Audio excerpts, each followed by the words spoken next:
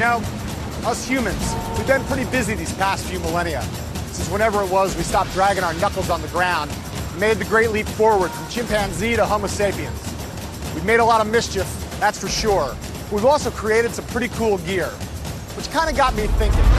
Thousands of years from now, when learned scholars gaze back and try to list the most important, transformative, world-changing inventions in the history of humanity, what's likely to make the cut?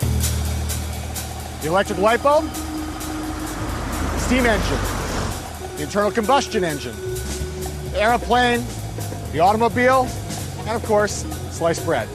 But right up there in the pantheon, alongside all that stuff, is a more recent breakthrough, a new invention that came out of nowhere. The invention in question is, of course, the World Wide Web, an amazing and surreal universe that spawned huge fortunes, upended countless industries, and changed the way that much of the world works, plays, communicates, shops, and even falls in love. My name's John Heilemann, and I'm here to tell you the story of the web's rise from obscurity to global ubiquity. It's a tale I know like the back of my hand, because as a journalist, I had a ringside seat for the whole shebang. For more than a decade, I was right here in Silicon Valley, witnessing up close the moments that shaped the internet age. That age began with a vicious power struggle to decide who would control the future of the just emerging web. Jim Clark starts literally pounding the table, and he's like, we have to take this thing public. We have to take it public right now. Close of trading, I had made $663 million. A struggle that would end with an epic courtroom battle. I have no idea what you're talking about. And that would forever be remembered as the browser war. We were like a deer in the headlights with Microsoft in front of us, so, you know, what do we do? What do we do? It was all hands on deck. This is not a drill.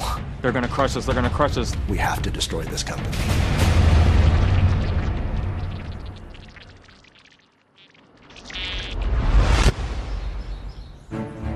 The amazing tale of how the internet took over the world begins in the over-fertile imaginations of a group of penniless, mini-golf loving undergraduate computer nerds from the University of Illinois. Hi. Who lived in a strange, new, unexplored space, a place called cyberspace. Back in 1993, these guys were fascinated by an obscure scientific research network called the World Wide Web, invented in 1989 by an English scientist called Tim Berners-Lee. Having grown up with this kind of technology at our fingertips, it was hard to imagine being without. And you would talk to the average Joe on the street, they would have no idea. Because it's one of these technologies that you don't know you need until you start using it. Now today we're all used to the web with its fancy video and graphics and sound, where one mouse click can send us rolling down a new path. Who knows where you'll end up? But back then, the web was very different. There were precious few web pages, and they consisted of nothing but line after line of boring text. There was hardly anything worth finding, and no way to find it anyway. You had to be a big-time geek to get all excited about this thing. But one of those geeks, a visionary University of Illinois computer science student named Mark Andreessen, had a crazy idea. He imagined a future where everyone, including regular people like you and me, would use the web as part of our daily lives. Andreessen worked in a cubicle near me, and he was working on a different product, and then he got all wild-eyed about this thing called the web. The internet at that point was really only for nerds. It was really only for academics and researchers and scientists, and there wasn't anything that ordinary people could do on it. But it was so useful to the people who were using it that I always figured everybody should be able to use it. So he was like, yeah, man, this stuff is going to change the world. It'll be great. You know, it's global hypermedia. And so I was just like, yeah, okay, whatever. Andreessen may have been the most excitable, but soon enough, he and a bunch of his college programming pals were working on making the web easier and more intuitive to use, adding images, pictures, audio, and video capabilities. The fruit of their labors was this: a dead simple piece of point-and-click software, the world's first graphical web browser. And every time you surf the internet today, you're using one of its descendants. In the fall of 1993, the Illinois geeks posted Mosaic online and made it a freely downloadable gift to humanity. And what a gift it turned out to be. Well, we first posted the announcement on a newsgroup, on a Usenet newsgroup at that point, and I just said, does anybody want to be part of a beta effort? And I got back 12 responses, and so I sent the browser to 12 people. And then it just spread virally from there. So it spread from 12 to 100 to 1,000 to 10,000 to 100,000 to 1 million. This was the moment when the internet went from obscurity to ubiquity, from a toy for geeks and a tool for scientists to a bona fide mass medium. A bunch of 20-something, code-crunching, burger-guzzling kids had kick-started a revolution.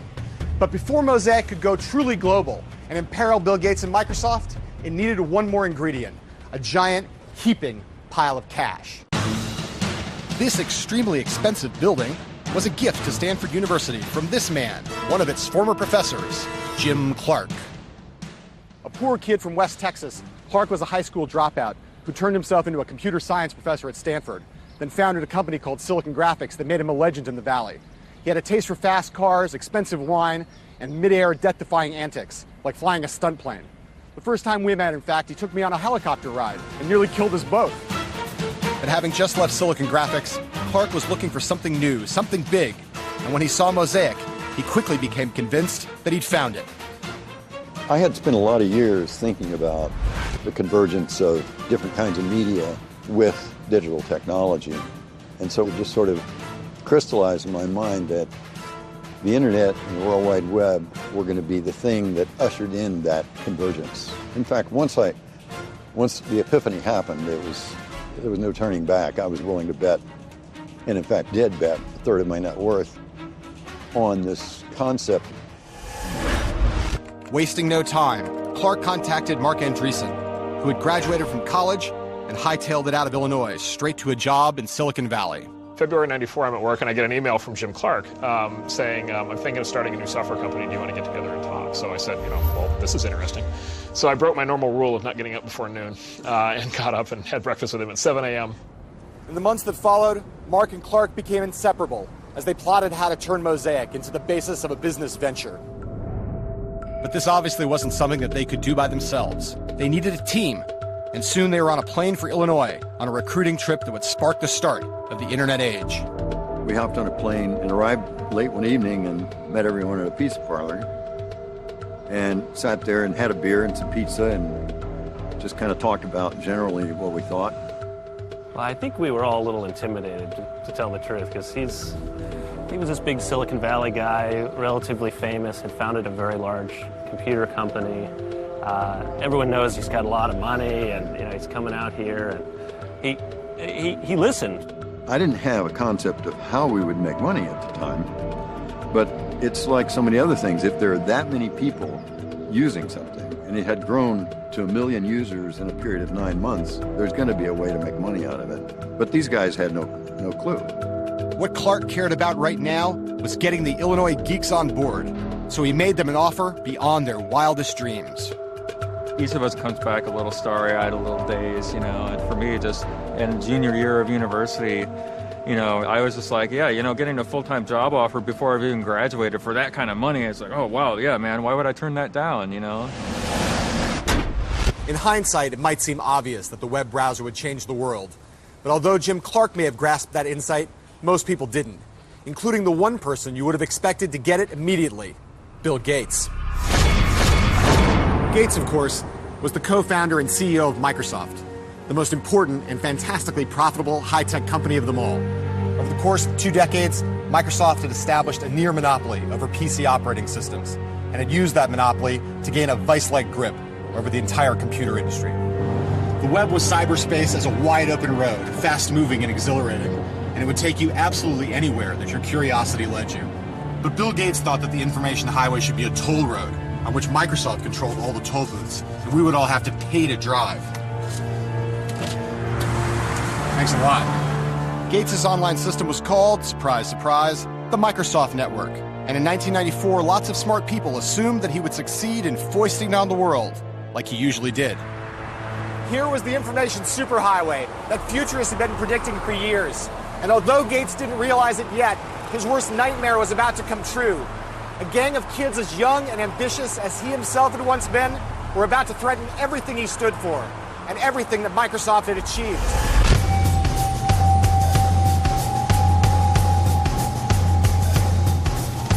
Brilliant, a spectacle that obsessed with computers since his boyhood, Bill Gates' journey to becoming the most powerful figure in technology began in 1975 when, at the age of 19, he dropped out of Harvard to start Microsoft with his high school pal, Paul Allen.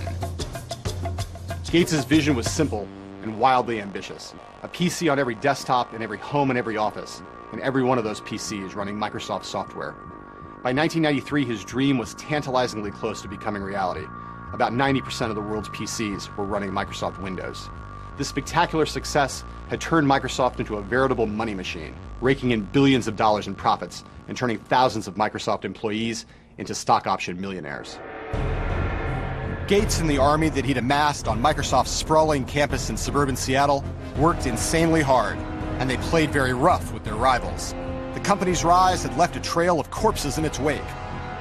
There was Lotus, there was WordPerfect, there was Borland, there was Novell, even mighty IBM, all brought to their knees. Gates was now one of the richest and most influential men on earth, and he knew it. One night at a dinner party, he and some friends were discussing the election of Bill Clinton as president, and Gates blurted out, "I have as much power as the president does." His wife kicked him under the table when she heard that, but the truth of it was, he might have been right. To many, Gates' power was seductive, irresistible. If you were a young, hungry software engineer like Thomas Reardon or Hadi Partovi, or a seasoned executive like Sam Jadala, Microsoft was the place to be. A place where it didn't matter if you were handsome or athletic. A place where smartness, measured by the ability to crank out killer code, was the only thing that counted. In other words, nerd nirvana. In the early 90s, the Microsoft campus was a very dynamic culture. You'd have many of the smartest people in computer science at all different ages, but it was a surprisingly young company overall. The average age of the company was probably 26, 27. Microsoft was not the biggest software company in the world, but in a weird way, it was the hottest, and it was clear. There was a vibe when you walked in the door, a kind of cockiness that perfused like every kind of job at Microsoft. It wasn't just the engineers. I joined Microsoft in 1987, and this was a group of people who wanted to win. This was a group of people who were very aggressive about the competition. Microsoft's behavior was certainly extreme, but it was driven less by arrogance than by fear and insecurity. Gates knew that at any moment, some puny little startup in a garage somewhere could rise up and topple Microsoft, just as they'd done to others. And along with his trusted lieutenant, Steve Ballmer, he was determined not to let that happen. Unlike Gates, the college dropout, Ballmer had actually been to business school. Where Gates was Microsoft's superego, skinny and cerebral, Ballmer was its raging id, beefy and emotional. But it was nothing compared to Gates himself, the smartest of the Microsoft smart guys, a brainiac who never suffered fools gladly, if he even suffered them at all. That's ridiculous. I'm not using this thing. No. Somebody's confused. Somebody's just not thinking. I mean, there's no way. You guys never understood. You never understood the first thing about this. In all the times that I've met Gates, there's only been one consistent element. The moment when he looked at me and said that something I'd said was the stupidest thing he'd ever heard. And I didn't even work for the guy. But Thomas Reardon did. And he remembers his first meeting with Gates as one of the most unnerving experiences of his life. He is not one known to throw out compliments. It was just sort of a, "That's good, looks good. Yeah, we probably need to do more of this." And that was about the feedback that I felt like we got. And it wasn't that he was disinterested. I think I learned at the time, really, you feel like you've had a major victory if you haven't been shredded. If he hasn't called you an idiot 19 times, guess what? You had a good Bill meeting. With Microsoft's minions under his spell, billions of dollars in his bank account, and the launch of Windows 95 looming on the horizon, the Bill Gates of 1993 was on the verge of becoming the world's high-tech emperor. Less than 2 years later, though, Gates would be forced to make one of the sharpest U-turns in corporate history, because Clark Andreessen and their team were about to enter the picture and throw a giant roadblock in their path.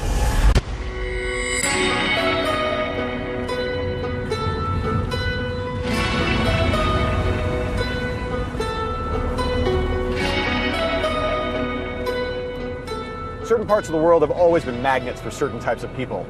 LA is for actors, Las Vegas is for gamblers, Paris is for artists. This 30-mile stretch between San Francisco and San Jose has always been a magnet for, shall we say, the technologically inclined. In the summer of 1994, this place had become home base for Jim Clark and his renegade band of young web browser pioneers. In the next few months, they would launch the fastest growing software company the world had ever seen, Netscape Communications.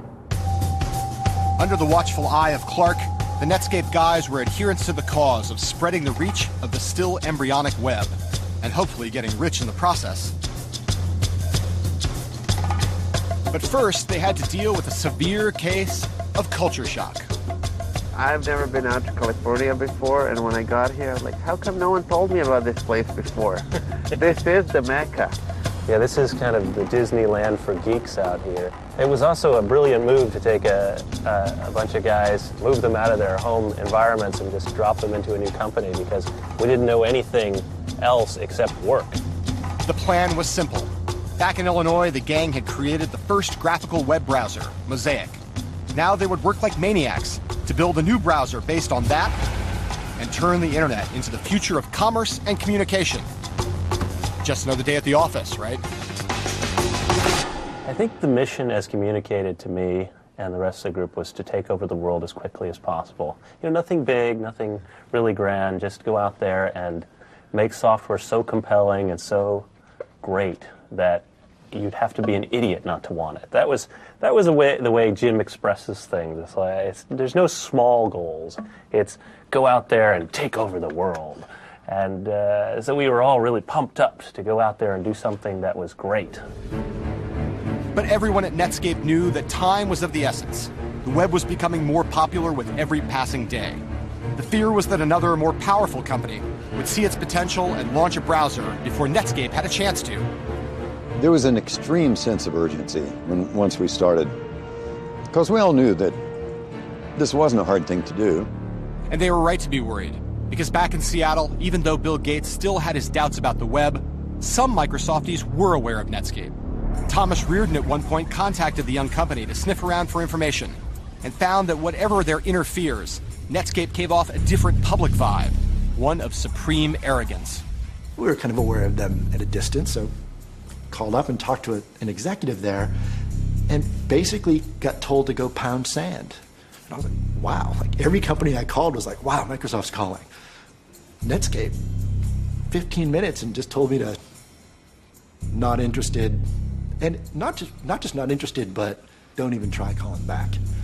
When you're at Microsoft, you kind of get used to being kind of lords of the industry and everybody paying you some homage. At some point in time, nothing. It's clear that Netscape culturally already perceived Microsoft as the people to take out. On the 13th of October, 1994, after months of feverish non-stop coding, Netscape's new web browser, Navigator, finally hit the streets. From this moment, conflict was inevitable, with Netscape cast as the upstart David and Microsoft as the mighty Goliath. Now, you might not think that David would have much of a chance in this fight, but from the moment Netscape's browser, Navigator, was launched, it was an instant runaway success. The night of the first release, we set up in one of the conference rooms, we set up a computer to watch the downloads, and we had a sound effect where there'd be a cannon shot every time somebody downloaded the software. And, after a while, it sounded like a war, because there was just cannon shot, it's just continuous cannon shot. Soon, the web was spreading like wildfire around the globe. The internet age had truly begun, and it had nothing to do with Microsoft. There was a point probably when Netscape got 1 million downloads, and suddenly we thought, what's going on? 1 million downloads? That's a pretty big number. But the truth is that Microsoft's worries about Netscape ran a lot deeper than its little browser. And to understand why requires just a little technical understanding. In the computer business, the companies that have the most power control what's known as a software platform. That's the software on which other programs run on top. With its near monopoly over the Windows operating system, Microsoft controlled the ultimate platform. It was the one on which the whole computer business rose and fell. And for years, it was impossible to imagine that anyone could ever challenge its supremacy. But now Bill Gates' many rivals in Silicon Valley began to imagine a different future. A future where the browser could be an alternative platform, one where you could carry out all your computing needs online, thereby leveling the playing field in the industry and rendering Windows, the most profitable software in the history of man, completely irrelevant. Netscape's sudden success was impossible for Microsoft to ignore. Suddenly, Bill Gates got it. Not just the importance of the web, but the scale of his own strategic blunder and the need to rectify it right now. Late one night, Gates sat at his computer and pounded out a memo to his troops entitled, "The Internet Tidal Wave." he declared that the web was, quote, the single most important development in computing since the PC. And he wrote about Netscape as, quote, a new competitor born on the internet, a competitor that Microsoft absolutely had to, quote, match and beat, which meant to destroy. This was a just complete take a right turn, everybody right now, starting not like next week or next month, but starting tomorrow, figure out how your job changes. Bill's message to the company was, let's go find lots of ways for us to now engage in this new battle. It was absolutely like a your country needs you, sort of every man, all hands on deck kind of call to action. That's probably, you could argue, the beginning of the browser. In 1993, the internet was unknown and unloved outside a tiny circle of hardcore computer hackers and scientists. But by 1995, the situation had changed dramatically. Now, thanks to the wizardry and the manic energy of a bunch of engineers here in Silicon Valley, the internet was becoming a full-scale phenomenon, a technology being compared in its importance to television and the printing press. Leading the charge was Netscape. Its browser was quickly becoming the gateway to the web for millions of people. The company had just hired a respectable CEO, and revenues were rolling in. The future looked incredibly rosy, or did it? This man certainly didn't think so. His name is Gary Reback, a well-known antitrust lawyer in Silicon Valley who back in the summer of 1995 was limbering up for the fight of his life. Like many in the Valley, he knew that Bill Gates would be coming after the internet, and he knew better than most, from a career of clashing with Microsoft on behalf of his Valley clients, that when Gates came after your business, one thing was certain: there would be blood. Now Reback had been hired by Netscape, and right away he saw that the young company had grossly underestimated the threat that it was facing. Netscape's business plan assumed that Microsoft would either obey the law or someone would force them to obey the law. Now, I suppose that's not an unreasonable assumption. After all, if you start a business, you don't expect a competitor to just burn your plant down. You don't expect a competitor to go to your distributors and threaten to put them out of business if they carry your product. But you know what? That's exactly what Microsoft did. The problem for Netscape was that Microsoft and Bill Gates now perceived the young company to be the primary threat to their continued dominance. In the opening salvo of the high-tech war, Gates dispatched a special group of envoys, including Thomas Reardon, for a face-to-face powwow behind enemy lines here at what back then was Netscape's corporate headquarters. What resulted was a meeting that would be one of the most controversial in the history of modern business. That the Microsoft-Netscape meeting took place here, that much we know for sure. But what actually happened behind closed doors remains the subject of intense and bitter debate. The Microsoft version goes something like this. We go down there in June of 95, and we had this free roaming discussion with them about how we would work with Netscape. How would we work with them on web servers and on browsers, and how we might use, how Microsoft Word could work with Netscape software, etc. It was a broad discussion that went on, I think, for like 6 hours, a whole day of discussions. It was interesting. I thought it was a really collegial, easygoing meeting. Hey, that doesn't sound so bad. But Netscape's version of events was just a little bit different. They came to the meeting and they made him an offer. And the offer was, I win and maybe you're there, or I win and you're not there at all. Those are the two choices, basically. It was kind of like that scene from The Godfather. I mean, Netscape got made an offer they couldn't refuse. I was a baby, and me and some of the other kids there went down and, Godfather style threatened Netscape. It's absurd. It's absurd on its face. Microsoft offered us $1 million for unlimited access to all our technology, and it'd be a one-time fee. So essentially they said, we'll buy your whole business for $1 million. Take it or leave it, because if you leave it, we're just going to copy everything you do. I remember thinking at the time, if this isn't illegal, it should be. If what Netscape claimed was true, it meant that Microsoft had broken the law. American antitrust law, to be precise. The point of that law was to constrain the behavior of companies that held monopolies, which most sane experts agreed Microsoft had with its Windows operating system. Within hours of the meeting, Netscape instructed Gary Reback to alert the U.S. Justice Department about what had taken place and to start laying the groundwork for a lawsuit against Microsoft. But Thomas Reardon smelled a rat. Why did Netscape have antitrust counsel? Not just any antitrust counsel, but the legendary Gary Reebok, the guy known, famous, for going after Microsoft for years, trying to stir up a government suit against Microsoft. You know, effectively we had been had. The meeting had been set up. A paranoid theory? No doubt. At the time, Netscape was the hottest young company in high technology. So why would it need to try and set up Microsoft? On Wall Street, analysts and bankers had begun to sing its praises, talking about the bright prospects ahead if Netscape were to launch an IPO. I looked at our projections for Netscape and realized that there was a chance that Netscape could be the fastest growing software company ever. Jim Clark starts literally pounding the table and he's like, we have to take this thing public. We have to take it public right now. And everybody in the room was like, really? Like, are you sure? What was fascinating about those early days is the growth numbers were extraordinary. You could just almost predict that we were going to have something between 60 and 80 million in revenues for the year. Now hold on here. Wait a minute. Let's think about this. Before Netscape, the standard rule on Wall Street was that a company needed to have at least a year, and preferably 2, of strong and growing profits before it could even think about going public. But Netscape in August of 1995 had only been in existence for a year. It didn't have a dime of profits, and it had no idea how it was going to make them. And as Jim Clark told me at the time, the only reason that he wanted to go public so fast was because he needed a giant windfall so he could build the world's biggest computerized yacht. So under these circumstances, going public was lunacy for Netscape, right? Certainly that's what most of the company's employees thought.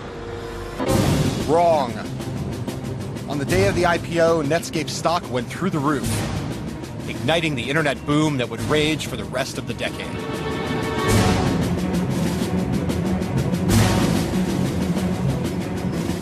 I was on the trading floor.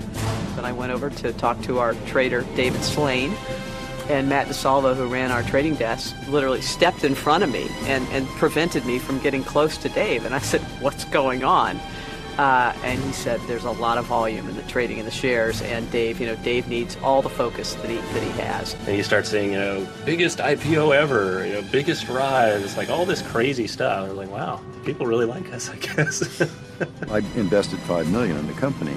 And on the day of the IPO, at the close of trading, I had made $663 million.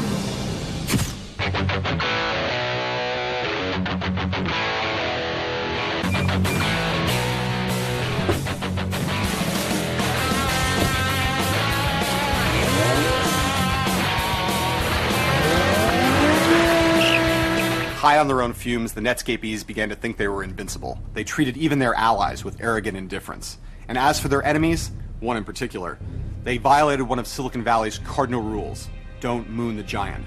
Back in the days when no one would give the finger to Microsoft, here was Marc Andreessen in the press over and over, heaping scorn on the company. Marc Andreessen was very clear on many occasions that he didn't think much of Microsoft, he didn't think much about the quality of Microsoft software, and he thought that Windows was dead. Windows is going to be a bag of poorly debugged device drivers was one of his sort of most notable quotes. A poorly debugged set of device drivers? What does that even mean? To people who speak English like you and me, it doesn't sound so bad. But if you're an engineer, the kind of person who speaks geek, Marc Andreessen's comment was the equivalent of a slur on Bill Gates' mother. And it played straight into Gates' hands, spurring Microsoft on in their burgeoning war against Netscape. For the developers in Windows, who were some of the best developers in the world, to have their baby thought of as a set of poorly debugged device drivers was maddening. And it was insulting, and it got them motivated. I actually personally postered the walls of our hallways with pictures of the top executives from Netscape and some of the quotes that they made simply to motivate people to know, these are the faces of the people you're fighting against. Then you started actually reading articles where people are like, Netscape, the new Microsoft? Like, no, we're the Microsoft. We're the new Microsoft. On December 7th, 1995, Gates let the world know that he had Netscape in his sights. Microsoft planned to drive Clark and Andreessen's startup to an early grave with a web browser of its own, Internet Explorer. Microsoft hastily arranged a press and analyst meeting in Seattle. They did it by design on the anniversary of the attack on Pearl Harbor. And it was called the Pearl Harbor Day, and the view was they were going to attack Netscape with all that they could. Everybody at Microsoft, every last group, every last product was lined up and focused against Netscape. We could say it was focused on the internet, but it was against Netscape. That was it. It was everything. It was all hands on deck. This is not a drill. We have to destroy this company. With traffic on the information highway accelerating rapidly, Gates had pulled out all the stops, pouring millions of dollars into the web and turning Internet Explorer into a do-or-die cause at Microsoft. The sleeping giant had awakened, was how he put it, and now Netscape was about to find itself in a world of trouble. So maybe, just maybe, it had been a mistake to moon that giant and get its dander up. Maybe Andreessen should have been just a little bit less confrontational. If you want to explore that with other people, I'm fine with it. Okay. But I think I'll take a pass. Andreessen announcing that Windows would be irrelevant was probably not such a hot idea. I think they just got their dander up and decided we're going to smack them on the head. Despite Netscape's head start, Microsoft's Internet Explorer team had some real advantages. Vast financial resources and reserves of coding talent, and a leader, Bill Gates, who was willing to do anything, up to and including breaking the law, to annihilate Netscape, the fresh-faced company that now ruled the web, captured the public's fascination, and threatened to finally undermine Microsoft's rule of fear.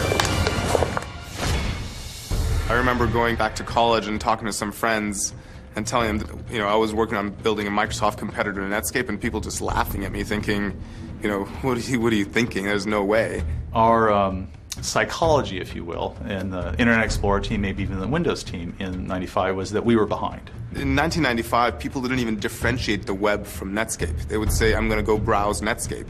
They wouldn't say, I'm browsing the World Wide Web or the Internet. The word for that thing was Netscape. Microsoft's plan was straightforward.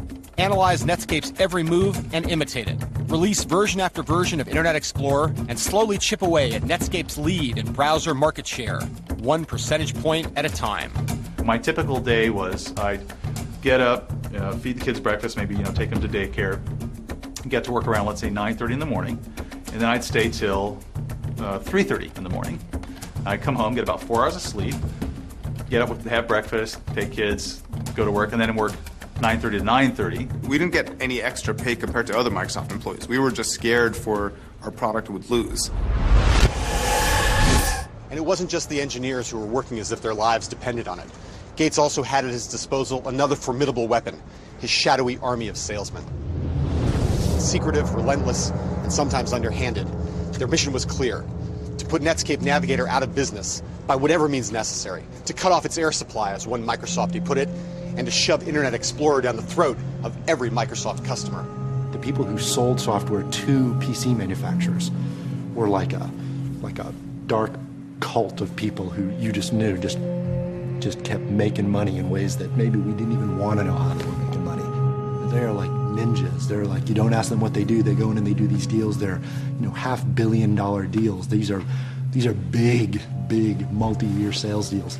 And they would do whatever it is they did, and I didn't want to know, and people around me didn't want to know. Gates' army of silent salesman assassins used all kinds of sharp-edged tactics to stop PC manufacturers from installing anything other than Internet Explorer. They had told Compaq that if they distributed our browser, that Microsoft would cancel the Windows license. Well, Compaq couldn't be in business without the Windows license, so therefore they weren't going to distribute our browser. Whatever else might be said about Microsoft's dirty pool, it was working. As both companies went head-to-head with version after version of their browsers, the market share of Internet Explorer steadily grew, and Netscape started to feel Microsoft breathing down its neck. Your room for mistake is 0. You sleep one deadline, the guy is right on your heels, right? So so it was hard. We're like a deer in the headlights with Microsoft in front of us, so, what do we do? What do we do? They're going to crush us. They're going to crush us. Netscape's sense of impending doom was heightened by one final factor. If the company was going to live up to its potential, it needed to make profits, so every dime of revenue was precious. But Microsoft had billions of dollars in the bank, which let it do something extraordinary. Rather than charging money for its web browser, as Netscape had to, Microsoft was able to give Internet Explorer away for free, bundled and seamlessly integrated into the Windows operating system. With IE4, it was over. I mean, it wasn't, oh, we're going to win. With IE4, we had 80+% of all browser users, everybody. By September 1997, the browser war was over. Microsoft had emerged triumphant. Netscape was reeling, its business on the ropes, its very survival in doubt. To mark the launch of Internet Explorer 4, Bill Gates decided to throw a party for the software warriors who'd created his new browser. But rather than throwing it here in Seattle, he decided that the more delicious venue would be here in San Francisco, the very heart of Netscape territory. During the celebration that followed, Thomas Reardon and his drunken colleagues noticed a 9-foot-tall Internet Explorer E symbol standing in the lobby of the party venue and were seized by a devilish, if inebriated, idea. We hoisted that big, huge, I don't know, several hundred-pound E up onto this truck and couldn't really get it roped down to the truck at all. Having secured the giant E in the back of a truck, the drunken Microsofties paid a driver to take them down Highway 101 into Silicon Valley.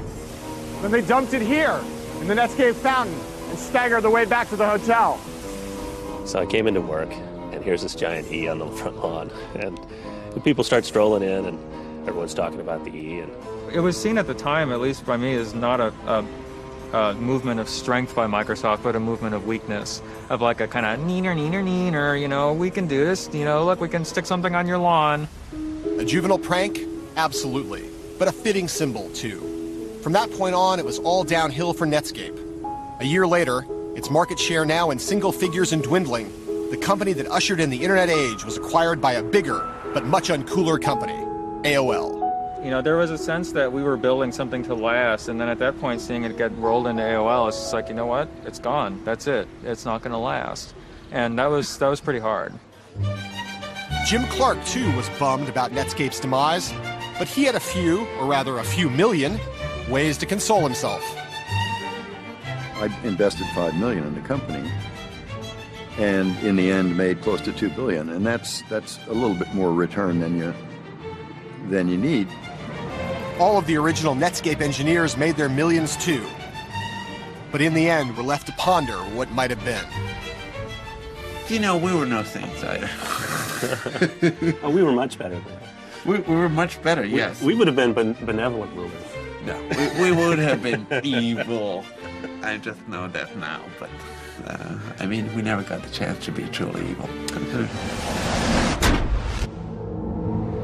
Jim Clark and his gang of coding misfits may have been defeated, but at least for them, the war was over. For Microsoft and Gates, however, quite the opposite was true. Now they were about to face a foe far larger and more implacable than Netscape. It was an enemy unlike any that Gates had ever tangled with before. It didn't reside in Silicon Valley, and it barely knew software from sausages.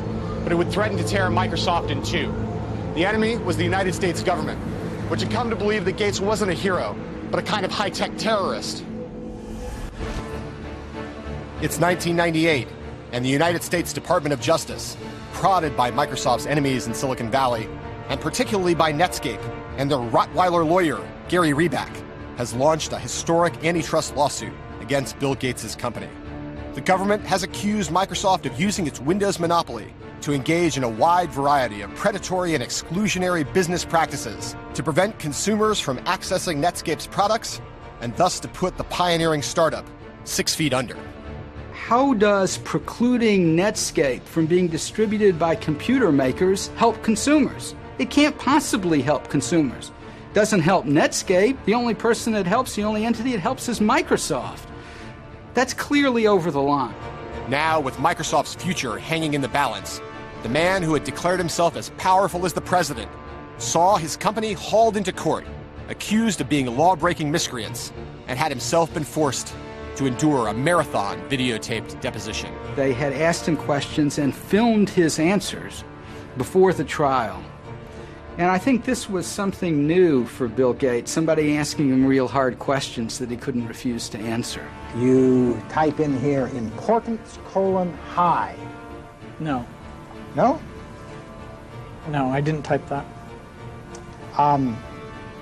Who typed in high?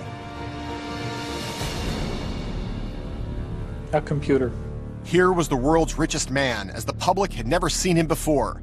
Petulant and passive-aggressive, obfuscatory and obscurantist, as a quibbler, a pedant, an amnesiac, a baby. I've never seen a stamp like that. I've never used a stamp like that. Haven't you seen stamps like that in every single one of the documents that you've been shown during this deposition? Can you get me all the exhibits? It's just a waste of time. It is a waste of time. I have no idea what you're talking about when you say ask. And so he came across in those tapes as not quite being truthful. In court, the government showed Gates on screen, denying any knowledge of the infamous June 1995 meeting with Netscape, saying indeed at the time, quote, "I had no sense of what Netscape was doing." But then the court was shown an email sent by Gates to some of Microsoft's top brass a few weeks before the meeting, outlining his strategy for dealing with Netscape. Gates declared that he thought there was, quote, "a powerful deal to be done with Netscape," and that maybe Microsoft should, quote, "buy a piece of them or something," adding that he, quote, "would really like to see this happen." Did we have people who pushed it and did deals that probably in retrospect they shouldn't have? I would say, yeah, I think that we did. That made it very tough on our competitors because we took advantage of our position. And clearly, unfortunately, that's what, became the dark cloud over Microsoft. The federal judge in charge of the Microsoft case issued his final verdict. Guilty, guilty, guilty. And he recommended that the company be broken up, causing its stock market value to plunge by $30 billion overnight. The verdict brought the highest kite's Internet Explorer team crashing down to earth. But it was even harder on Gates himself. The trial had taken a tremendous toll on Microsoft's boss. It wore him out, beat him down, made him physically sick. At one point, I was told by some Microsoft board members, Gates had even broken down in tears at a company board meeting.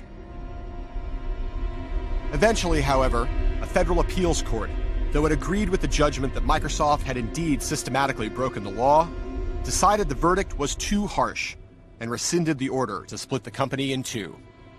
To many people, it seemed as if Microsoft had gotten away with murder yet again.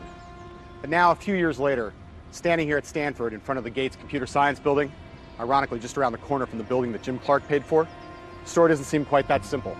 As the trial concluded, Gates handed over his position as Microsoft's CEO to his number two, Steve Ballmer. And soon he began to focus more and more of his time and effort on his philanthropic interests housed at the Gates Foundation. What's clear is that very much like J.D. Rockefeller, that robber baron of an earlier age, Gates may wind up changing the world as much with his charity work as he did at Microsoft. What's equally clear is that Microsoft is no longer the force it once was. The cowboy swagger and bravado that defined the company in its golden years is gone. Although Microsoft won the browser war, the revolution sparked by Netscape unleashed a new generation of startups, companies like Google, that have made Microsoft look old and clueless and lumbering, just as Microsoft and Gates made IBM look 2 decades ago. And so an eternal lesson of the high-tech world has been proven true again. Even the most powerful empires can disappear in one click.